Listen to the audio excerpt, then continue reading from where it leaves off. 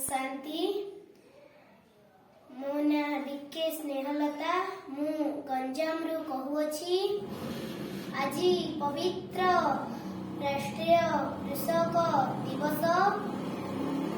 आज मते शिव बाबा पाखरे कहबाकू सुजोग मिलिथिबारु मु निजकू धन्य मन करूची।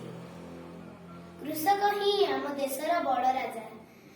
कृषक केते काम करी आम परिवार पोषि थांती। कृषक खाद्य स्नेह श्रद्धा दे आमर जीवन यापन करि थांती।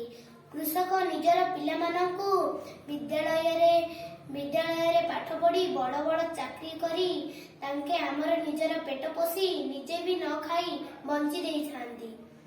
कृषक नथिले आम देश नथांता। कृषक ही आम देशर बड़ भूमि। कृषक ही आम राष्ट्रीय सेवा। कृषक बिना आमे एते श्रद्धा भाव स्नेह श्रद्धा दया देखाइबा नहीं। कृषक ही आमको सया श्रद्धा भाव देखाइबा। कृषक मानकू शिव बाबा तरफरु तांको मानकू धन्यवाद। तांके एते कष्ट रे खरारे काम करी पिला मानकर पेट पोषि थांती। घर द्वार सबू केते वर्षा पानी सबू माड़ी आइले भी तांके केते कष्ट रे गछ धोई थांती पानी दियंती गछरे एड काम करंती।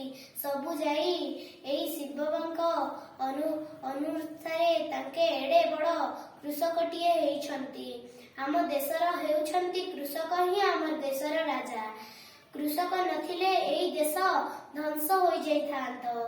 कृषक ही आम देश को छोट बड़ पिला मानकू पेट पोषि दियंती। ओम शांति। मु एतिके कहि बाकी को शेष करछि। जय हिंद जय भारत।